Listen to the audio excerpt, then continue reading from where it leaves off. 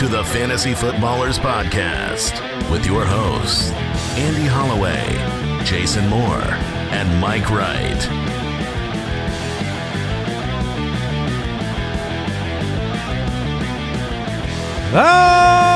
Welcome in.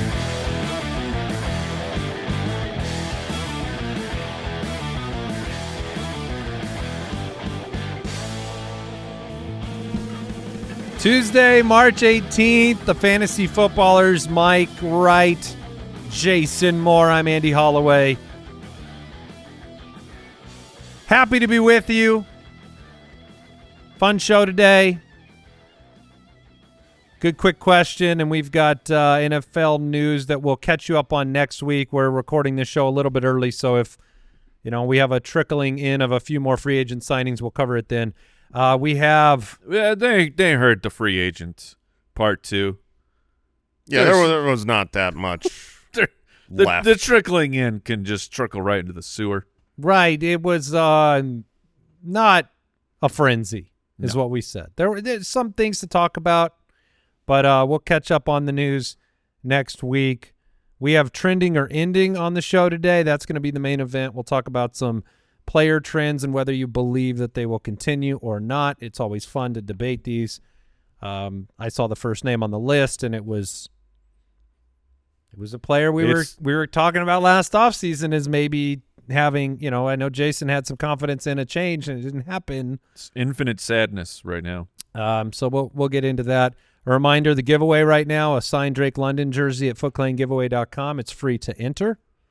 And the Ultimate Draft Kit available at ultimatedraftkit.com. You can get it at pre-order pricing right this minute.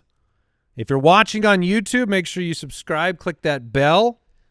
If you are listening on Apple Podcasts or Spotify, click that follow button. Leave us a review if you have a couple of moments. It really helps the show out, and we'd appreciate it. And you can follow us on X at the FF Ballers. Jason is at JasonFFL. Mike is at FF Hitman, and I'm at Andy Holloway on there. Quick question of the day. It's a fun one. We've all been there.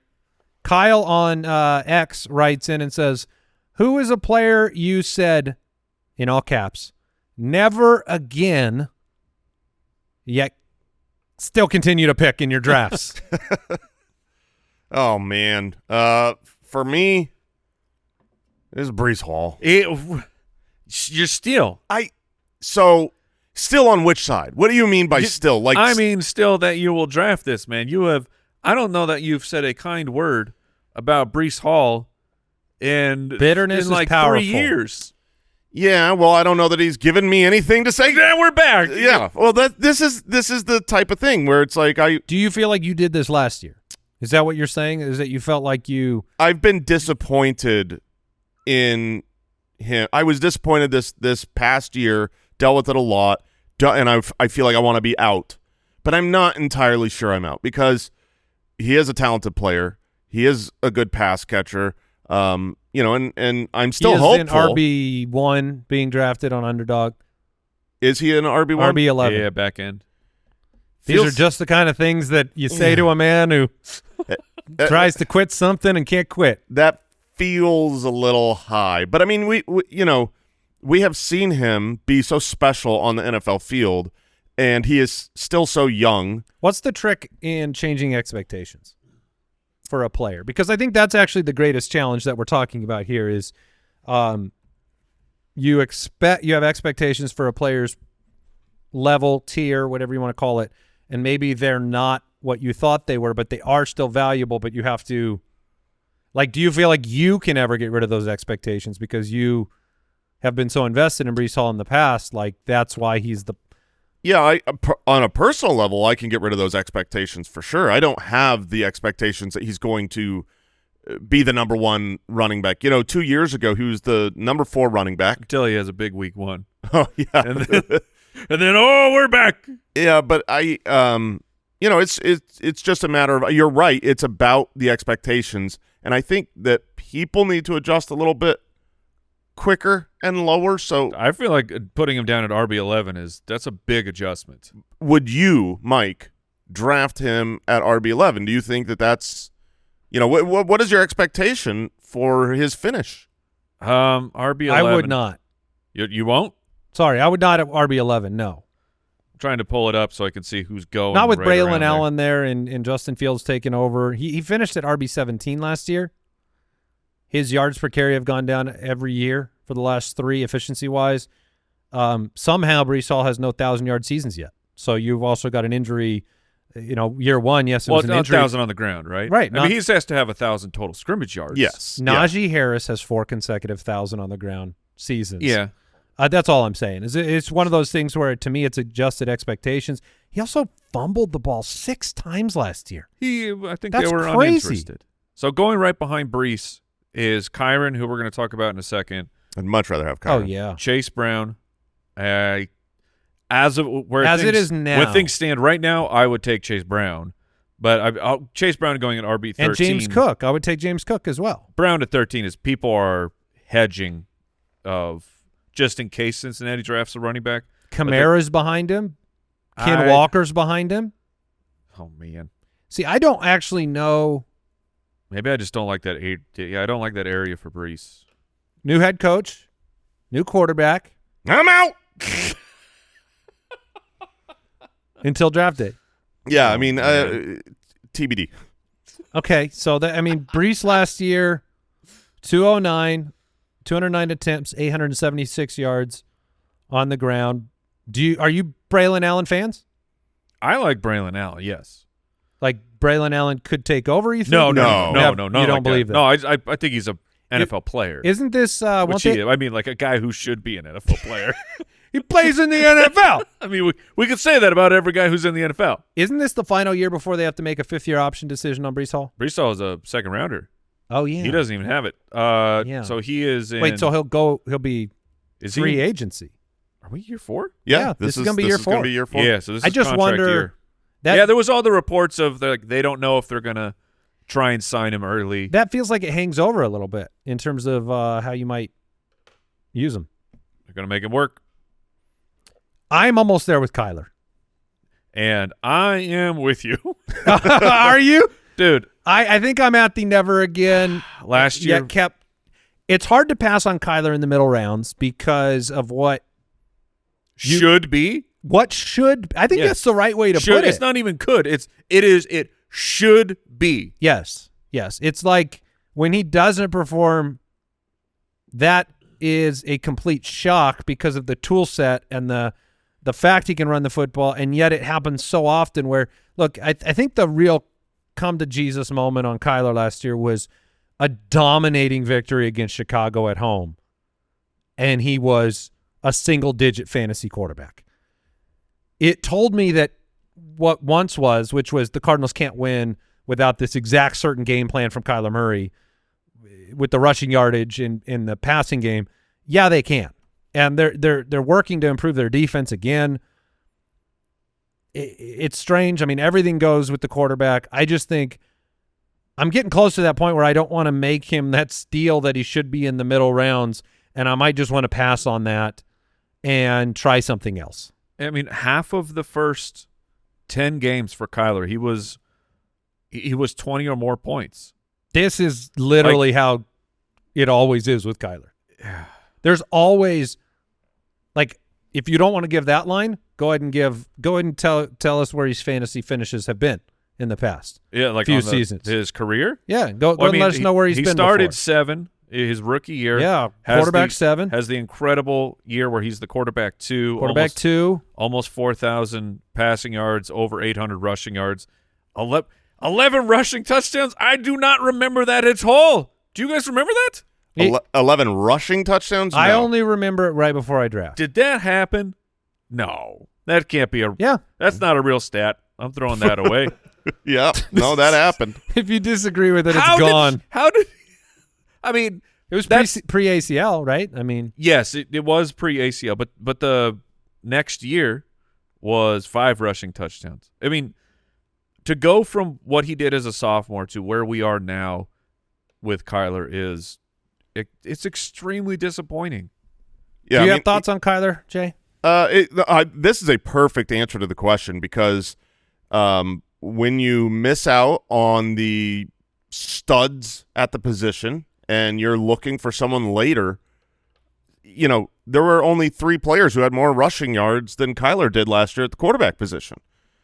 And so that's the type of asset you want in fantasy football. That's the type of ammo that talks you into a pick for sure. Yeah, and I could easily see myself drafting him again. Yeah, because we can all easily see it. It should because work. it should work. If Marv takes a step, if he takes, you got Trey McBride. If Marv takes a single step forward and becomes a 1,000-yard and how many touchdowns? He had 8 was he? touchdowns. If he's 1,008, and then Trey McBride is doing his thing, like, ugh. But now you're probably in a category. Kyler's probably going ahead of Herbert, right? I can tell you in just a moment. Let's do the same Kyler game. in best ball right now is the QB 9. Okay. You said Herbert? Yeah. Yeah, QB 13. See, that's why he will continue to be drafted, and maybe he should, but it's because you're like pocket quarterback decision versus the rushing upside of Kyler. Yeah. But what we saw last year and being from Arizona and watching this team, it's like Kyler has games that he looks like the MVP of football. Yeah. And then he has games where he starts slow, but don't worry, he will also finish that game slow. He won't change mid-game. It's unbelievable how bad he can be in certain games where it looks like he can't see the field. It looks like he can't see over his offensive line or know what's happening. But then other games, he carves up a defense, like he's brilliant. 47.1% of his games, his last 17 games, he scored 20 fantasy points. That's a C in consistency. It has been a very not fun process to have Kyler.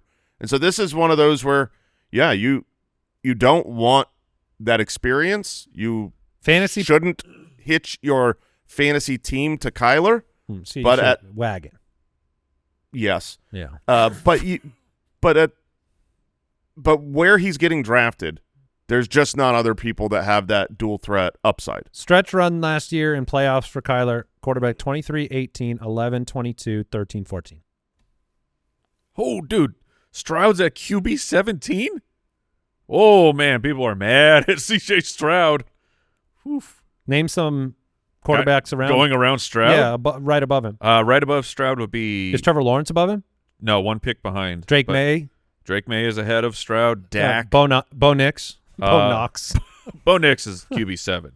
People are all in on Bo Nix. Are you going with Bo Nix? Just a detour here. Is that how much do you think of him like you thought of Stroud, or do you have more confidence in Bo Nix? I think I have more confidence in because Stroud had a rookie year that was more impressive than Bo Nix, but Bo Nix had a great year. Not for fantasy. Stroud did not have a fantasy productive rookie season that was really valuable. Was Nix actually better Nick, as a rookie? Yeah, Nix had a very good 316 points. I'm looking at this real quick but it was because Bo Nix runs the ball. Again, you need that dual threat. He had 430 rushing yards. Oh man, it's actually a big difference. Yeah. No, I guess not that big. 275 to 360. That was a roller coaster there. Yeah, I looked at last year for Stroud, and he was at 220. But 275 versus 316 and half point. That's a big gap. 4-point quarterback. Sorry, I just wanted to see that number. That is a shocking correction to me on Stroud. It feels like it could be an overcorrection, but you also have to keep in mind they lost Tank Dell. Yeah. They're the wide receivers are worse. Their offensive line right now, they've deleted it. They've traded their star left tackle. So it's hard to imagine Stroud being a fantasy star next year. But you'd both lock in Kyler Murray over C.J. Stroud. I would. Yes. Yeah. Yeah. So the never again player that you continue to pick, Mike, I said Kyler. Jason said Brees. Who's your name? Kyler's a great answer. For me, it's Jalen Waddle. Writing's already on the wall. Because he is good. He is a good player. And that'll get you. Yeah, I mean, honestly, for fantasy football, it is one of the things that I want in my players is I want to believe that they're a good player, and I fully believe that Jalen Waddle is a good to great wide receiver. He was the wide receiver 7 in fantasy 3 years ago. We've had this is the Terry McLaurin, DJ Moore argument, which is like we all said never again to those guys if we kept drafting them because you knew they're actually good players. And then eventually the situation corrected itself for DJ Moore and Terry, and we had incredible fantasy football seasons for them. I don't know what the Miami offense is going to be. Are we going to have any shift back to them pushing the field vertically like they were 2 years ago, or is this the new normal for them where they want to run a lot and they want to throw the ball short to Achane and Jonnu Smith? But Waddle is good, so I will continue to draft him. Yeah, and you feel the temptation will not be resisted. Man, no. 23% of his games it was the benchmark. That is a consistency awful. score of an F. I'd give him lower if I could. Can we F minus? Can we G this guy? Yeah, so that's going to be a tough one to draft. Jalen Waddle, what if I told you that right now in best ball he's the wide receiver 31? Okay, let's do the same experiment. Okay, who's going right above him? Right above him would be Christian Olave, Jordan Addison, Rashee Rice. I would take all three over. Yeah, I would Waddle. too. Rice is Who's going behind him? Rice is difficult with the legal situation of we just don't know yet. Yeah, who's going right behind? Cortland Sutton, who I'd take Sutton. I think I would take Sutton over Waddle. Chris Godwin, who will probably rapidly rise. Yeah. He will not stay at 33. And then Pickens is at 34. Would you go Waddle or Pickens? I think I'd go Waddle. I'd make a gross face with both picks. Yep. I'd be like, But he's good. He is good. Oh, he is good. I look, you talk about a course correction on Stroud. That's going to be the reaction to Miami's offense. It's like Tua was a very good quarterback at the end of the year, but their fantasy production was very, very bad. Yes. Like I think he was like a record-setting completion percentage over the very back part of the year, if I'm not mistaken. Well, when you're just slightly tossing a ball forward. So even fantasy-wise, he had QB 2, 5, and 4 in back-to-back weeks. But he was, it's 7 a completion, but 317 yards, 365 yards, 331 yards. How are you putting up 3 straight games of over 300 passing yards when he came back? When you're not going down the field, 74% completion Jonnu percentage. Smith, baby. Yeah, I mean 74%. But their points for as a team down 9 a game, from number 2 to 22. Open it back up. They've got to figure some stuff out. Well, we'll be talking about offenses and whether they're willing to open it back up here in a second. We'll take a break and we'll jump into trending or ending.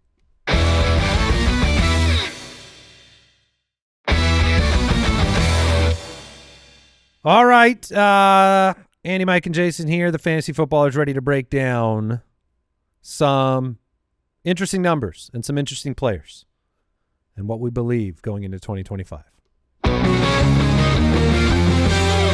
Trending or ending. Yeah, the graphics are on an absolute heater right now. The graphics have been very good.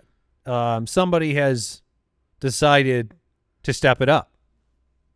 Yeah. About time. And I don't know why. It took 10 years.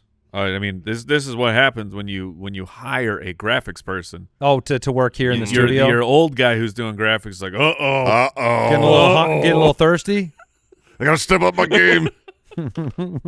I will commit more than 6 minutes to this one. Oh, I can still see the picture of the judge's hair over my hair. That was the beginning of the end. That was. All right. Trending or ending, this is going to be a big discussion here. These are all, by the way, we're looking at multi-season trends, so 2 years. The last 2 years, are these trends continuing or are they ending? And it's Patrick Mahomes. He's had 2 consecutive years with fewer than 30 passing touchdowns. That has moved him from the must-have always. Fewer than 28 passing touchdowns. Sure. Yeah, it's been a big adjustment for the Chiefs. Now, they were Super Bowl champions in 2023, runners-up in 2024. But you've got a fantasy quarterback that was the QB 8, and this year the QB 11. You talked about our consistency rankings. He is an F, 23% of the time above 20 points. We're talking about a player that was a huge part of the conversation every week in fantasy to a player that was barely talked about last year, right? I mean, this was not somebody we were eager to start at any point, frustrated to watch the games. You talked about Miami not airing it out. That is the story in Kansas City. Look, Kyler was better. I mean, for how we just had a whole tirade of how the season felt awful for fantasy purposes for Kyler, and it was a better overall fantasy season than Patrick Mahomes, and it is terrifying to like you still he won't get overcorrected like Stroud. Where is Mahomes going? An underdog right now, QB6. I think that sounds about fair for someone who can do what Mahomes is doing, but you're 3 years removed from that actually happening. And so, Jay, are you taking that chance at QB6, or is this who it is? Is this the trend? So the issue that I have, there's like two different things you can look at. One that makes it feel like a trend, and one that makes it feel like it's going to end. If you want to look at touchdowns, right? Touchdowns are one of those things that some years you have a bunch, some years it's He down. went from 50 to 26 yeah, in years 2 and 3 of his career. So that they fluctuate, and then back up to 38, 37. Yeah, and you go back and you look at Tom Brady. Tom Brady went 50 in 2007. The next full season, 28. He wasn't bad at football. That was halfway through his career. Then 36, 39, 34, then 25. Like, those things happen. The touchdowns are not as predictable as all the other stats. But they're supposed to be for Patrick Mahomes. But I believe his touchdowns will rise. I think those will come back up.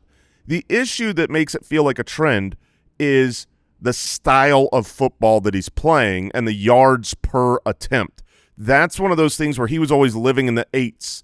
8.1, 8.8, 8.3, 8.1. Those were his yards per attempt, and that's just how he played football. And he bypassed the 7s basically, and now last year 6.8 yards per attempt. He didn't even hit 4,000 passing yards, so it's really hard for me to take him at quarterback 6. And combine yards per attempt going down and total attempts declining 4 consecutive years. So you're passing less for fewer yards while winning Super Bowls and getting to Super Bowls. So this isn't like we've got to fix the Kansas City Chiefs and Andy Reid are not thinking that they have a problem to fix. I agree with you. They don't have a problem to fix. See, some people think because of the embarrassing Super Bowl loss, that means that they're going to completely try to reset the offense. I don't know if that's true. I think genuinely, I don't think Patrick Mahomes is playing at the same level. He's still great, but I don't think he's playing at the same level. And I don't think we've had one single conversation where we blamed him for Travis Kelce's production, because Kelce's got the crutch of you can automatically just point at age. Yeah. But we've never once said, okay, could Mahomes have had anything to do with Kelce's decline in production? Interesting. Yeah, and when you watch, he does not look as good. There were a bunch of plays. Obviously, the Super Bowl, that pass rush really ate him alive. And you don't want to make one game be, who he is, but he did not look as good as he used to. If you want to look at a kind of a more objective metric for the quarterback play, his passer rating has been lower the past 2 years than the previous 5 by a decent margin. It's not bad. He's still great, but this is a fantasy discussion on whether the trend continues or ends, and I am on the trend continues category. I am as well. So I will not be drafting him at QB6, quarterback 6. Andy, you'd be out on that? Yeah, that's too high. That's just too high. For some context here would be, so you could bypass Mahomes and go Bo Nix, Baker, Kyler. That Mahomes at 6 that's a tricky situation. When you just read those names, what that said to me was I want a top 5 quarterback. And Okay. we're always late round quarterback and trying to find the Jaden Daniels, the steal at the end, and maybe there will be some that are much later that I think have the value to use my early picks on more premium positions. But at the same time, the way that these mobile quarterbacks, the Josh Allen, Jalen Hurts over the last couple of years, Lamar Jackson this last year, Jaden Daniels, they are really the ones on rosters winning championships. They really are. And so Jaden Daniels, late round, great, that works. But you've got to find that this year, and fantasy drafters, we're getting smarter and smarter and smarter every single year. There's not the glaring obvious mistakes where you're like, that's clearly who it should be. I mean, obviously this last year there was one, and that was one of your guys. It felt like we returned a little bit to finding that nugget with Jaden Daniels, because it was like Lamar and Allen in years past. Felt like we got back there a little bit with but you obviously have to pick the right one. It wasn't, people were drafting Stroud, people were drafting Anthony Richardson, and those were not the right ones. This player in the tier could be too low, but I think it's interesting. Who has better passing stats at the end of the year? We're talking, yardage and touchdowns. Mahomes or Matthew Stafford, who has just added Devontae Adams. And subtracted Cooper Kupp. Right. I'm just saying. Is that addition by subtraction? Or No. I'm saying you can't just simply be like, he added Devontae Adams. Now his core is so much better because he also took a massive hit. I'm only chuckling because Adams. I just was know good. I know how you love that guy, man. Adams, you love that Cooper Kupp. Adams was objectively good last year, and Cooper Kupp, at least for the end of the season, was objectively. I will still not. take Mahomes. Okay. Stafford has the personnel to have big games, but he's had that for a while. And Stafford still just muddles around. What was his numbers last year? The numbers were not great, but you have to go back a while. It's the first year when he was with the Rams, he had the sensational almost 5,040 touchdowns. I can't go back with him. Okay. Stafford has not been 20 touchdowns, 24, 10. That's what I was going to say. It's the touchdown throwing that has been his fantasy problem. Right, but was that a Cooper Kupp problem? I think that was a Kyren Williams problem. I think the touchdowns on the ground when they get near the goal line, they're very good at that. Kyren Williams, trending or ending, top 6 fantasy running back. He has finished as the RB6 in back-to-back years. Oh, no. Don't do it, Kyren. Don't do it. Jason can see a 6.66 faster than anybody. Look. You know your numbers, man. Yeah, that's scary. Trending or ending Kyren as a top 6 fantasy running back. When you predict a fantasy finish for a running back, it is about that player, but it's also about your confidence in other players. And I feel like if I say ending, I'm a Kyren hater. That is what I will label you as. I feel like I've been labeled that before. So are you going to say trending then? But I'll go ending. Yeah, you're a Kyren hater. Yeah. You are, and always have been. I guess so. He was... I think the reason you hate him is because 82% of his games were great, and he has an A consistency. And if you had him, you won championships, and you just won and I don't like week any after of that week stuff. after week. You just kept winning. Owl, how did your season go? Okay, it went pretty well. What did you have, Kyren? I did. You got a trophy? I do. Okay. Well, let's just let's put it to the test real quick because maybe I'm wrong. You're taking Saquon over him. Yes. You're taking Gibbs over him. Yes. You're taking Bijan over him. Yes. Are you taking Achane over him? No. Or Henry? Henry's maybe. Henry and Kyren are. Henry and where are you with me on McCaffrey, Jay? Are you ready to? Yeah, are you taking ready CMC? to be hurt again? Are you taking Because CMC? I would take McCaffrey. I would take Kyren. You're trending then. Yeah, I'm definitely trending.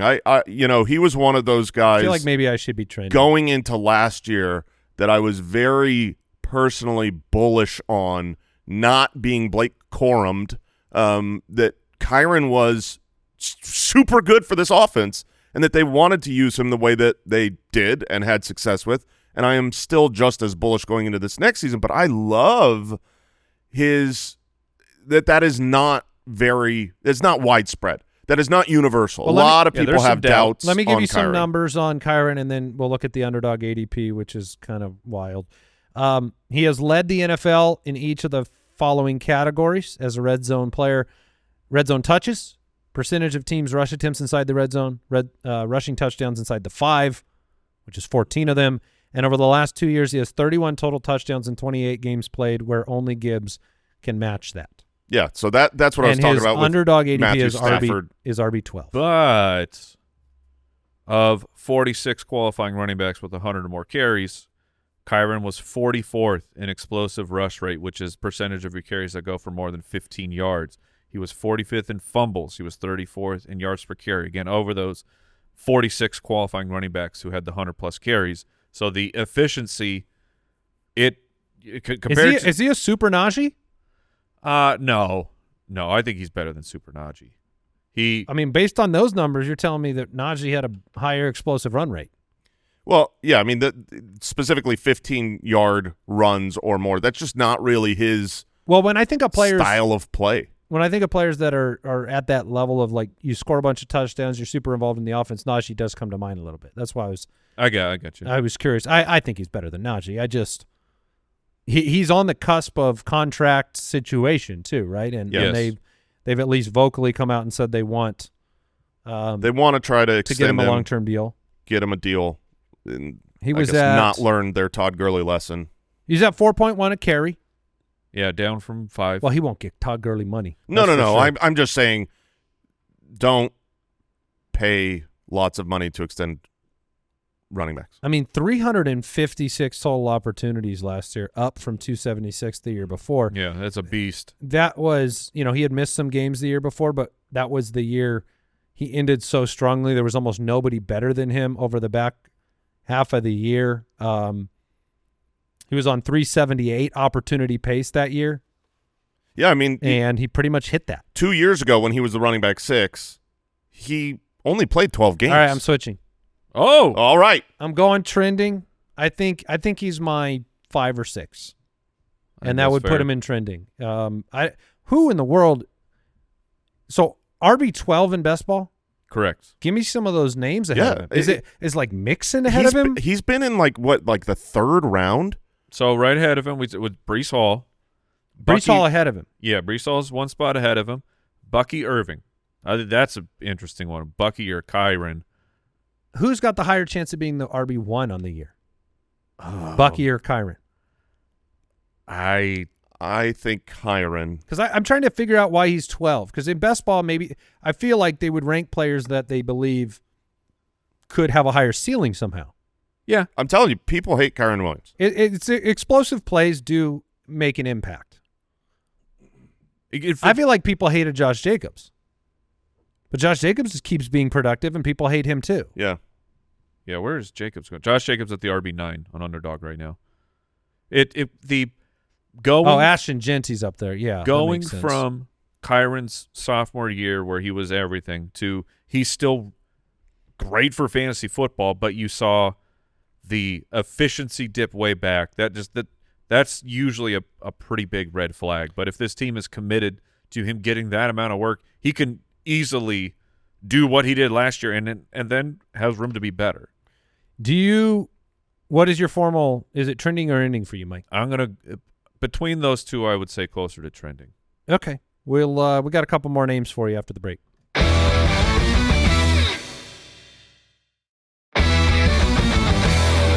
Trending or ending, Alvin Kamara. The last 2 years, he's averaged 15-plus fantasy points per game. He's just like a cockroach. On the edge of 30. You can't kill him. No, you cannot. In fact, he went from 15 points per game to a low ADP to 16.5 points per game last year. And just for context, here's a list of running backs age 30 plus to average 15 plus fantasy points per game since 2010. Our good old friend Fred Jackson, Adrian Peterson in 2015, Mark Ingram in 2019, Mostert last year, and Mostert 2 years ago, Henry last year. Like, Kamara has played 8 seasons, and assuming I'm doing this correct real quick, that was his 4th best season in points per game. Gosh. That's the value. And it's 2 years after trying to kill him. People tried to end him. Yeah, I mean, I'm pretty sure he was their leading receiver in receptions last year. So you look at that wide receiver. Yeah, well, it's the receiver room, and that's also Derek Carr type of play at the beginning there. Yeah, I mean, but he's got Derek Carr, and he's got a bad receiver core. Yeah. So, like, why would we think that that's going to change? Now, you can easily make the ending case because it will end based on age. And you could say, you know, if his efficiency keeps just getting worse, he can be targeted but not be – I mean, 15 fantasy points per game is a very, very high bar in half PPR to get. And he just signed a 2-year, $24.5 million contract in October. Oh, man. The bet on Kamara. $22 million of guaranteed money. And what is his ADP? Let me find it for you. He's RB 18 in best ball. 18, so going right around. He will permanently be in this category for the rest of his career, and whether he outperforms it or not will be the trending or ending question. Yeah, it'll just be when does it end? You know, it's not ending, it's like over. He's going to be good until you know, he's washed. And he did the right, I mean, like he played the drop my ADP game really well, which was he had a low ADP, played amazing, then got hurt and sat out your playoffs and hurt you. And, you know, now he's back probably underdrafted. Yeah. I could have used him against you, Mike. Yeah, I get that. The weirdness, the swinging of the pendulum of how wild we're willing to go with this is like last year, not only did running backs stay healthy and were awesome, like old running backs that we have historically been able to bet against very successfully. Like you have a strong probability chance if you say this running back is 28, 29.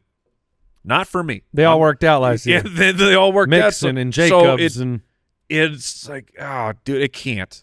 That has to be an anomaly. Well, the bar here for trending or ending is the 15-plus fantasy points per game, which he was only barely, you know, he was right on it in 23, barely ahead of it in 24. You know, you got Kellen Moore coming in. I don't know how that impacts your view of the team. I think I'm going to go ending. I think he's going to be a fantasy relevant 12 to 14 points per game guy. Yeah, I actually agree with you that he probably does not get to 15, but I'm totally in on him next year. This is if the bar is only will he get to 15 fantasy points per game? Probably not, because you will have some changes there with the coordinator and the offense as a whole, but he is obviously the best, most reliable offensive weapon. So he'll be targeted a lot in the passing game. He'll be used around the goal line. He'll be good for fantasy, but I doubt, you know, and I wouldn't be surprised if they draft another. They've got to plan for their future at running back. This is such a loaded running back draft class, and it seems like Kendre Miller is not it.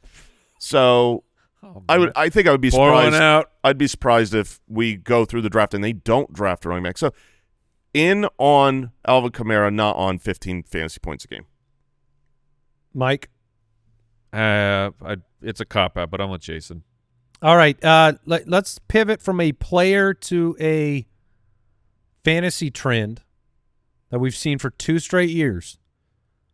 Rookie tight end dominance for fantasy football. And it's fair to say dominance because in it is 23, rookie Sam Laporta was the tight end 1. In 2024, rookie Brock Bowers was the tight end 1. And this year, Tyler Warren, Colston Loveland, both projected to be top 20 picks, at least according to the mock drafts that we've been seeing. Both very talented. Jason, you just did a dynasty episode on these tight ends, so I'd love to hear from you first. I know it's been it's hard because you have history over long periods of time, but you have transition in team philosophies. You also have talent questions with Laporta and Bowers that obviously they worked out perfectly, but they weren't necessarily the most – like we've had Pitts and we've had Kincaid and we've had other players. So where were you on Warren and Loveland from a talent perspective? From a talent perspective, they're very good. I've got Warren ahead, and I also personally like Fannin a lot as another incoming Harold Fannin Jr. So to me there are 3 tight ends being drafted this year that have a real opportunity to make an impact on fantasy football this year right away. Obviously, Brock Bowers is his own thing. Yes. And I'm not saying that the trend is another tight end one. No, we're not going season tight here. end one. We're going. But I shifted, and I said this last year because I have been historically a very anti-rookie tight end for fantasy, and the hit rate on that is pretty much like 92%. But the fails were the last 2 years on 2 specific players. That part of the trend I do think is real. I think you got to look at modernity with the NFL and see how these players are integrated earlier in their playing careers at tight end.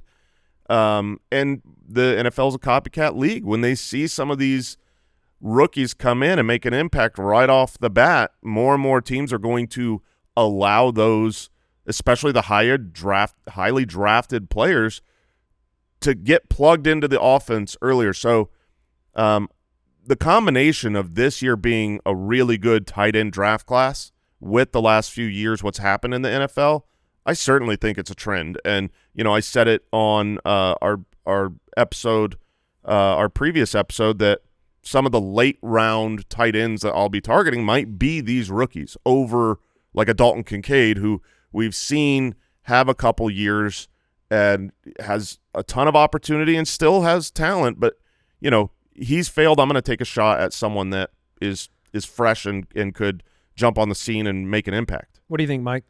So trending, like Laporta last year was 726 yards and 7 touchdowns.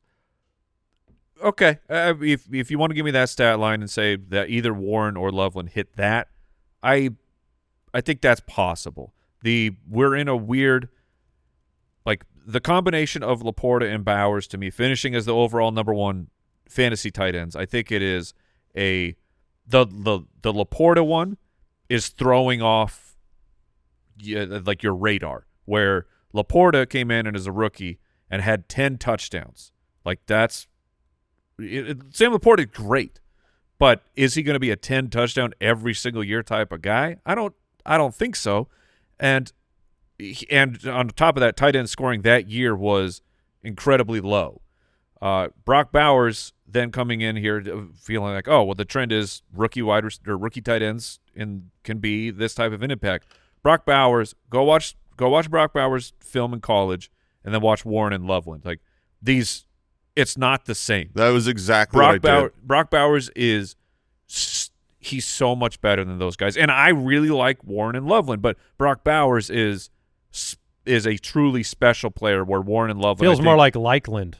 Based on what you're saying, Boston. That's not good. No. I don't know. It's not good. We're all tired. It's the last 10 minutes of the show. I was So gonna give it a whirl. Like trending that if you're going to say one of these tight ends finishes in the top 10, okay.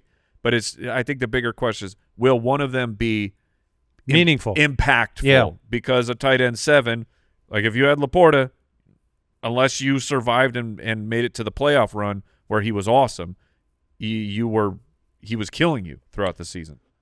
Yeah, it makes sense. I think I lean. You know how it is.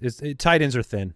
It's a thin group of guys, and when you look at the back, quartile, as Jason would say, Yes. of your draft. Oh, he would go tertile. Oh, Yes. I'm sorry. The final tertile of your draft, and you look at the decisions to make with it. Is it a Kincaid or a Pitts or a Freiermuth or even an Njoku without a quarterback, or you can take a shot on maybe a better situation for a rookie tight end, I think we no longer have to be scared of it. I think that might be part of the headline here is let's not be so frightened.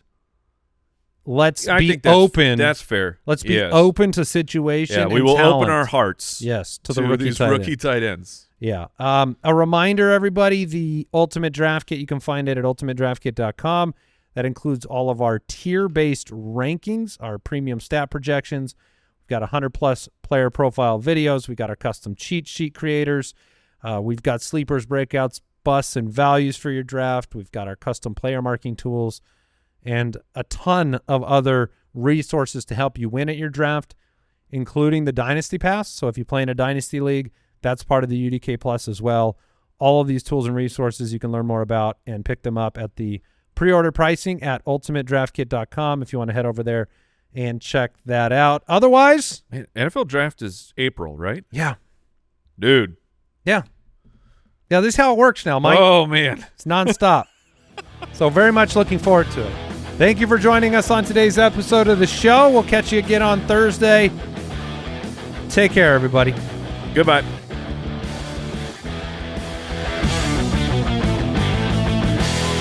Thank you for listening to another episode of the Fantasy Footballers Podcast. Join our fantasy football community on jointhefoot.com and follow us on Twitter @TheFFBallers.